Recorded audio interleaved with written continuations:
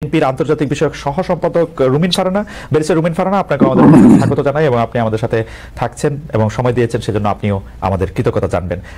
আমাদের সাথে আরও আছেন বাংলাদেশ খেলাফত মজলিসের মহাসচিব জনাব মামুনুল হক, আপনাকে আমরা শুভেচ্ছা জানাই, কৃতজ্ঞতা জানাই, আপনি আমাদের সাথে যুক্ত হয়েছেন, আপনার সময় দিয়েছেন, সেজন্য আপনি আমাদের কৃতজ্ঞতা জানবেন।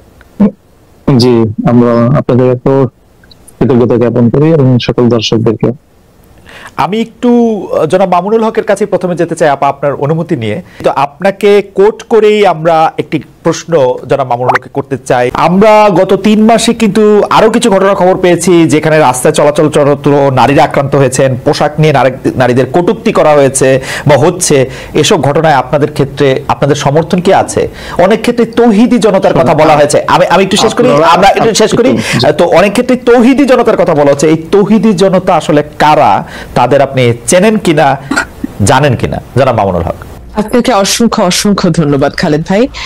আমি মনে করি যারা একজন নারীর বিতর্কের উত্তরে পাল্টা তর্ক দিতে জানে না, যারা সেই নারীর ব্যক্তিগত জীবন, তার সাজ পোশাক নিয়ে আলোচনায় বেশি সময় ব্যয় করে এবং মনে করে ওটাই আক্রমণের কায়দা। আজকে সম্মানিত অতিথি যে কথাগুলো বললেন, সেই কথাগুলো সমাজের খুবই একেবারে বিচ্ছিন্ন কিছু ঘটনা। আর এর বিপরীত দিকে আমরা এই দেশে এই মানে প্রকৃত অর্থে যারা প্র্যাকটিসিং মুসলিম, আমরা আমাদের বেশভূষায় এবং লেবাস পোশাকে আমরা যে কতটা এখানে নানাভাবে বৈষম্যের শিকার, হেনস্থার শিকার, তার খুব কম দৃষ্টান্তই আপনারা মিডিয়াতেও আনেন। আর আপনাদের এই সাধারণ যেই যারা মহলে চলাফেরা করেন, আপনাদের খুব কম আমার মনে হয় এটা জানাশোনা আছে। এই যে কালী পূজার যে দৃষ্টান্ত উনি আনলেন, আমি যদি এর বিপরীতে দৃষ্টান্ত আনি যে বাংলাদেশের বুয়েটের মতো একটা শিক্ষা প্রতিষ্ঠানে, সেখানে সব ধরনের গান, বাদ্য ইত্যাদির অনুষ্ঠানগুলো দেদারসে হচ্ছে, কখনোই সেখানে এটা নিয়ে কখনো কোনো সময় পারমিশনের ক্ষেত্রে কোনো বিধিনিষেধ হচ্ছে না। অথচ তারা একটা কোরআনের তাফসিরের আলোচনা করতে গিয়ে অনুমতি চেয়েছিলেন। রাসূল সাল্লাল্লাহু আলাইহি ওয়াসাল্লামের জীবনী আলোচনার মতো খুব একটা সাধারণ মানের ধর্মীয় অনুষ্ঠান আয়োজন করা পারমিশন চেয়েও বুয়েটের কর্তৃপক্ষের কাছ থেকে সেই অনুমোদনটা পাননি। এটা সকল মিডিয়াতে এসেছে। ঢাকা বিশ্ববিদ্যালয়ের কথা যদি বলি, এই ঢাকা বিশ্ববিদ্যালয়ে আপনারা কত বছর, কত যুগ পর্যন্ত ইসলামের নামে কোনো ছাত্র সংগঠনকে আপনারা একটা প্রোগ্রাম করতে দেয় নাই, অথচ সেখানে অন্য সব ধরনের ছাত্র সংগঠনগুলো তারা কার্যক্রম পরিচালনা করছে। কমিউনিজমের মতাদর্শের যারা, তারা করতে পারবে, অন্যান্য তারা করতে পারবে, কিন্তু ইসলামী ছাত্র সংগঠনের নাম নেওয়া হলেই ঢাকা বিশ্ববিদ্যালয় তাদেরকে অচ্ছুত হিসেবে সাব্যস্ত করে রাখা হয়েছিল।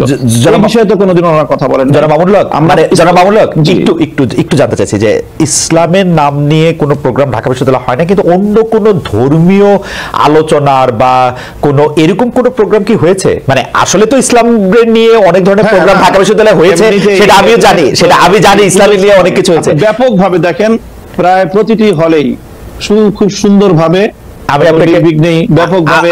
সেখানে হিন্দু ধর্মাবলম্বী সংখ্যা কত সেটারও কোনো হিসাব করা হয় না। তাদেরকে নির্বিঘ্নে হলের মধ্যে জাঁকজমকপূর্ণভাবে তারা পূজার আয়োজন করছে। আমি জনাব মামুনুল হক ঢাকা বিশ্ববিদ্যালয়ের ব্যাপারটা একটু বলি। আমি একটু ঢাকা বিশ্ববিদ্যালয়, তখন সেখানে অনুমোদন পাওয়া যায়। আমি ঢাকা বিশ্ববিদ্যালয়ের কথাটা একটু বলি। ঢাকা বিশ্ববিদ্যালয় আরবি, ইসলামের ইতিহাস ও সংস্কৃতি, ইসলামিক স্টাডিজ যেটা ইসলামী শিক্ষা সহ, ফার্সি সহ এবং আরো বেশ কিছু জায়গায় নিয়মিত এই ডিপার্টমেন্টগুলিতে নিয়মিত কোরআনের তাফসির, কোরআনের গল্প, কোরআনের থেকে বিভিন্ন উদাহরণ, হাদিসের বিভিন্ন রকম কথা, এগুলি নিয়ে নিয়মিত সেমিনারের আয়োজন করা হয়। নিয়মিত কিন্তু এগুলি করা হয় একাডেমিক কার্যক্রমের অংশ হিসেবে, এবং সেইটা শুধু একাডেমিক কার্যক্রমের অংশ হিসেবে না, মানে সেইটা যে সিনেট হল এর মধ্যেও অনেক সময় সেটা হয়ে আসছে, হবে, মানে সেটাতে কোনো, কিন্তু আপনি বলছেন যে এটা হয় না। আপনার ঢাকা বিশ্ববিদ্যালয়ের আমি ঢাকা বিশ্ববিদ্যালয়ের একজন অধ্যাপককে জানতে চাই, ঢাকা বিশ্ববিদ্যালয়ের অধ্যাপককে একজন বলতে চাই, ঠিক একইভাবে যে কালী পূজার যে ঘটনা ম্যাডাম বললেন, সেটাও অবশ্যই ঘটনা সম্পর্কে তো আমরা বিস্তারিত জানি না, হয়তো কোনো ছাত্র বিচ্ছিন্ন হবে সেই ধরনের কিছু করে থাকতে পারে। সেটাকে হিন্দু ধর্মাবলম্বীদের বিরুদ্ধে একটা অভিযান বা একটা ভূমিকা হিসেবে চিহ্নিত করার কোনো মানে আমাদের কাছে প্রমাণ। আচ্ছা, আমরা একটু ম্যাডামের কাছে, সে প্রকৃত অর্থে যারা দাড়ি টুপিওয়ালা মুসলমান হিসাবে ইসলাম ধর্মকে তারা সকল ক্ষেত্রে প্র্যাকটিস করতে চায়, বিশেষ করে রাজনৈতিক ক্ষেত্রে যারা আমরা ইসলামকে প্র্যাকটিস করতে চাই, আমরাই হলাম প্রকৃত অর্থে বাংলাদেশ আসলে সংখ্যালঘু, এবং আমরাই সবচেয়ে বেশি বৈষম্য এবং নানা ধরনের অত্যাচার এবং নিপীড়নের শিকার।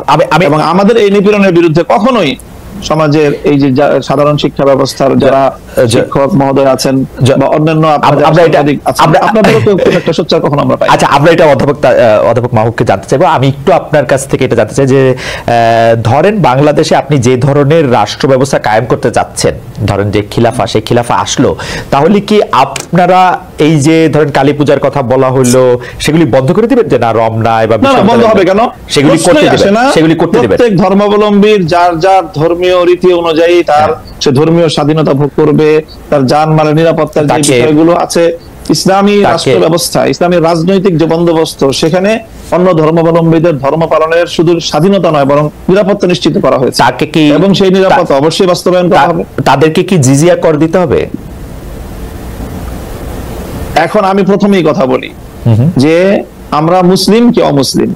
যদি আমি মুসলিম হয়ে থাকি তাহলে আমাকে অবশ্যই কোরআনের প্রত্যেকটা আইনকে বিশ্বাস করতে হবে, মানতে হবে।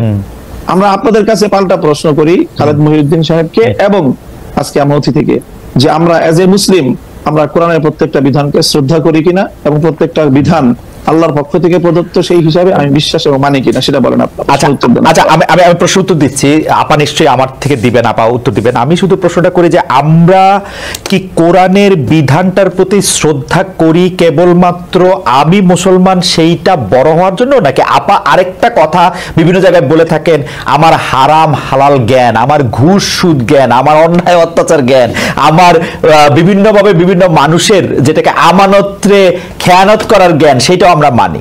আমি তো দেখি বাংলাদেশে বাংলাদেশ 90% মুসলমানের দেশ, আমি দেখি 90% মুসলমানের মধ্যে 90% ধর্মীয় সেই বিশ্বাসটাকে আপনি প্র্যাকটিস করার বিষয়। যদি আপনি ধর্মীয় যে বিশ্বাস সেটাকে যদি আপনি অ্যাকসেপ্ট করেন দেন তখন আপনি মুমিন। না, আমি এবং যদি আপনি সেটাকে প্র্যাকটিস করেন তারপর আপনি সে ভালো আমল হলো আপনার উন্নত মুসলিম হলেন। জনাব মামুনুল হকের কাছে প্রশ্ন রেখেছিলাম যে ইসলামের দৃষ্টিতে আসলে কোনটা বেশি গুরুত্বপূর্ণ, বাহ্যিক আচার বাহ্যিকভাবে তার পোশাক আশাকের পাশাপাশি ঘুষ দুর্নীতি সুদকে আমরা আসলে বর্জন করছি কিনা, যেগুলিকে আমরা আসলে ফান্ডামেন্টাল ধরে আসছি, সেটাকে তো আপনার কি মতামত?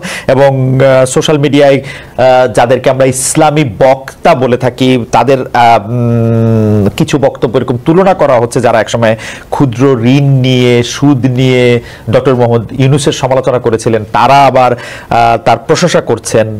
বক্তাদের একটি অংশ কি বাতাস বুঝে বক্তব্য দিচ্ছেন কিনা, এবং আপনারা যে ইসলামকে যেটিকে আসলে পলিটিক্যাল ইসলাম বেশি করে বলা হচ্ছে, যেটা এবং যেই কারণে বাংলাদেশে ইসলামী দলগুলির মধ্যে অনেক বিভাজন দেখা যাচ্ছে, মানে কেউ হয়তো ইসলাম বিশ্বাস করছেন এবং জোর দিয়ে বলছেন যে জনাব মামুনুল হক যেগুলি বলছেন সেগুলি ইসলাম না, আরেকজন বলছেন যে ওইটা যারা বলছেন তারা কাফের।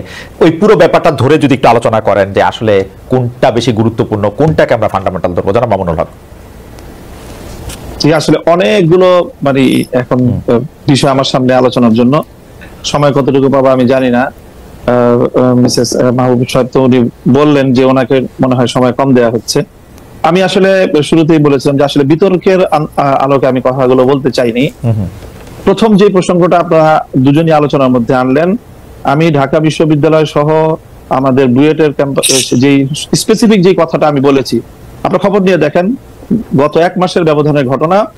ঢাকা বিশ্ববিদ্যালয়ে একটা সিরাতুন নবী অনুষ্ঠান করার সুযোগ দেওয়া হয়েছে এবং এই অনুষ্ঠানটাকে ঢাকা বিশ্ববিদ্যালয়ের ইতিহাসে দীর্ঘদিন পরে এই ধরনের একটা অনুষ্ঠানের একটা মানে ব্যতিক্রমী আয়োজন হিসাবে গোটা ঢাকা বিশ্ববিদ্যালয় এটাকে খুব তারা উৎসাহিত করেছে।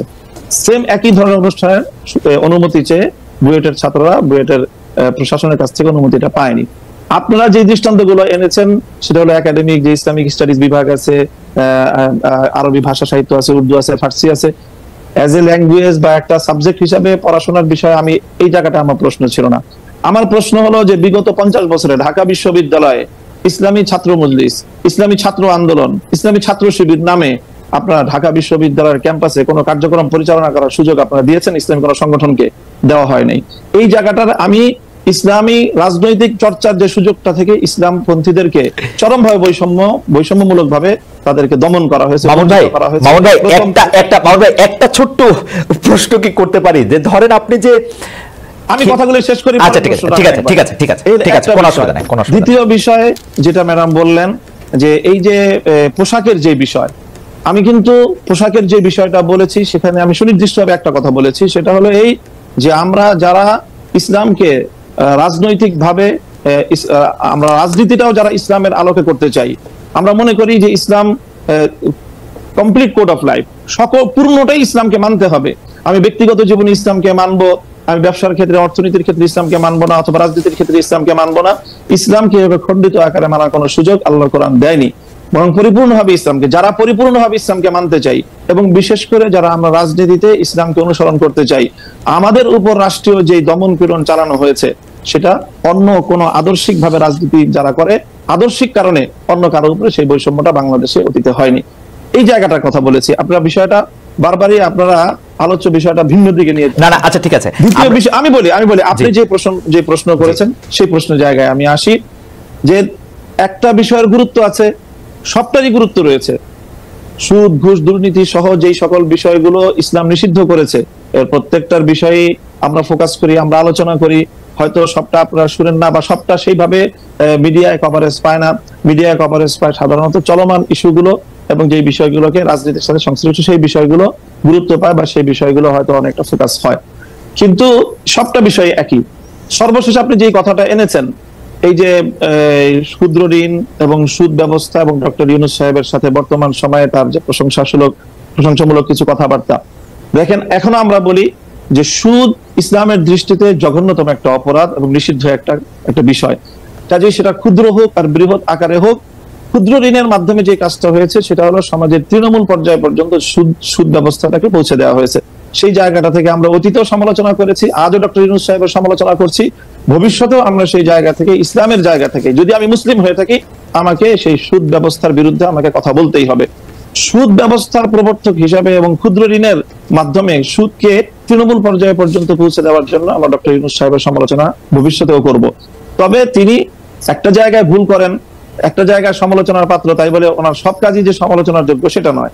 তিনি দেশের অন্যান্য ক্ষেত্রে একটা দেশকে সামনের দিকে অগ্রসর করার ক্ষেত্রে এবং দেশের বর্তমান সংকট, আপনার বক্তব্য পরিষ্কার, নেতৃত্ব দিতে পারছেন। আমি একটু প্রশ্নটা করি যে আপনি ইসলাম নিয়ে যারা রাজনীতি করছেন তাদের পরিপূর্ণ রাজনীতি, কিন্তু আপনি ধরে নেন যে আমরা সাধারণ বাংলাদেশের মানুষ আমরা ফলো করতে চাই আপনাদের আলেমদের, কিন্তু আমরা তো স্পষ্ট দেখতে পাচ্ছি যে আপনারা ঈদে মিলাদুন্নবী করবেন কি করবেন না সেটা নিয়ে দুই পক্ষ, তিন পক্ষ, বহু পক্ষ, 100 পক্ষ দাঁড়িয়ে গেছে। আমি শেষ করি, এটি নামাজ কিভাবে পড়া হবে কি পড়া হবে না, সেটি আপনারা আসল ইসলাম নাকি চরমনাই আসল ইসলাম, আসল ইসলাম কি আসলে আট্রসি, আসল ইসলাম কি আসলে মাওলানা রাজ্জাক সাহেব, এইটা নিয়ে তর্ক ছাড়া তো আমি আর কোনো কিছু দেখি না। আরেকটা প্রশ্ন আমাদেরকে আপনার জন্য করেছেন, উনিও একজন আলেম, উনি বলেছেন যে খ্রিস্টান শাসন বলতে কি বোঝাচ্ছেন, তারা কি বাইবেল অনুসারে শাসন করছেন, এখন আমেরিকা ইউরোপ যে শাসনে চলছে সেটা খ্রিস্টান ধর্মীয় শাসন কিনা, সৌদি আরবে যা চলছে তা ইসলামী শাসন কিনা, সৌদি আরবে ছাত্র সংগঠন করার অনুমতি রয়েছে কিনা। আমি আপনার কাছ থেকে একটু খুবই ক্ষমা চেয়ে নিয়ে 2 মিনিটে একটু শেষ করতে বলছি, আমার একটু টাইম কনস্ট্রেইন আছে। প্রথম প্রশ্নটা আবার বলেন তো একটু। প্রথম প্রশ্নটা হচ্ছে যে আপনি পরিপূর্ণ ইসলাম বলছেন কিন্তু সাংঘর্ষিক, এই যে আপনি ঈদে মিলাদুন্নবী সহ যে সকল মতবিরোধপূর্ণ যে বিষয়গুলি আপনি প্রশ্ন তুললেন, দেখেন আমাদের মতবিরোধপূর্ণ বিষয় খুবই গৌণ। মৌলিক কোন বিষয়ে আমাদের মধ্যে ইসলামিক যারা বিভিন্ন স্কুল অফ থট যারা আমরা ফলো করে থাকি, আমাদের মধ্যে কোনো দ্বিমত নেই। 5 ওয়াক্ত নামাজ এই বিষয়ে কেউ দ্বিমত করেছে, রমজান মাসে 30টা রোজা রাখতে হবে এই বিষয়ে কেউ দ্বিমত করেছে, প্রত্যেকটা মুসলমানের উপর সামর্থ্য থাকলে একবার হজ করা ফরজ কেউ দ্বিমত করেছে, প্রত্যেকটা যারা নাকি সামর্থ্যবান তাদেরকে যাকাত দিতে হবে এই বিষয়ে দ্বিমত করেছে, এবং ফজরের নামাজ 2 রাকাত, জোহরের নামাজ 4 রাকাত, আসরের নামাজ 4 রাকাত, মাগরিবের নামাজ 3 রাকাত, এশার নামাজ 4 রাকাত, এই বিষয়ে আজ পর্যন্ত কাউকে আপনি দ্বিমত পেয়েছেন? খুবই শাখাগত কিছু বিষয়ে দ্বিমত রয়েছে মুসলমানদের মধ্যে, এবং সেই বিষয়গুলো আলোচনার মধ্যে আসে, এবং সেটা প্রত্যেকটা মতাদর্শের মধ্যে যখনই আপনি আলোচনা, জ্ঞানগত আলোচনা হবে তখন সেই দ্বিমতগুলি আসবে সেখানে। সেই বিষয়গুলি তো এটার সাথে আপনি এখানে আলোচনার মধ্যে এই প্রসঙ্গগুলি আনার কোনো প্রয়োজন নেই। ওকে, দ্বিতীয় যে প্রশ্ন আপনি করেছেন সেটা হলো যে খ্রিস্টান শাসন বলতে আমি বুঝিয়েছি এখনকার যে শাসন, পশ্চিমা বিশ্বের শাসনকে বলছি 500 বছর ধরে।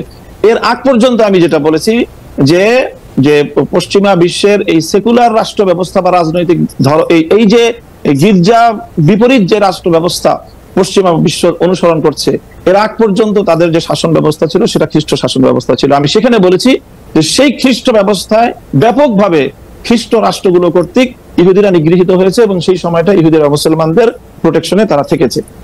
ওই জায়গাটা আমি বলেছি।